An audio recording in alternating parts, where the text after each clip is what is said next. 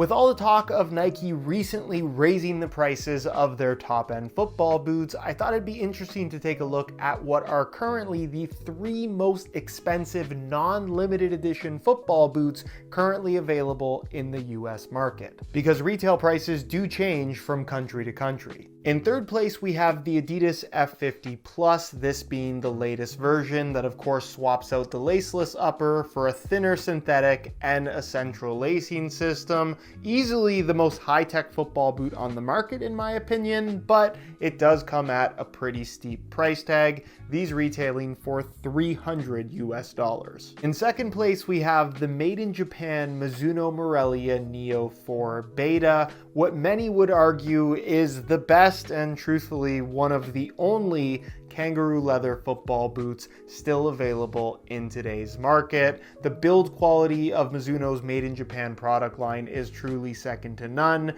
and this is a design that they've kind of been refining more or less over the better part of 15 years now. So in terms of what you get for what you pay, it is honestly a phenomenal product, with the made in Japan variation retailing for $320. But if you don't care as much about the made in Japan part, you can get a made in Indonesia Elite variation for just $200. With the most expensive boot on the market, and technically a tie with second place, being the made in Japan Mizuno Alpha 2, bearing a retail price of $320. However, because this is full synthetic compared to the Neo's kangaroo leather, this is the one that more people get upset about, just because plastic isn't typically viewed as a particularly premium material amongst the boot enthusiast community that would realistically be most interested in a product like this at its over $300 price tag.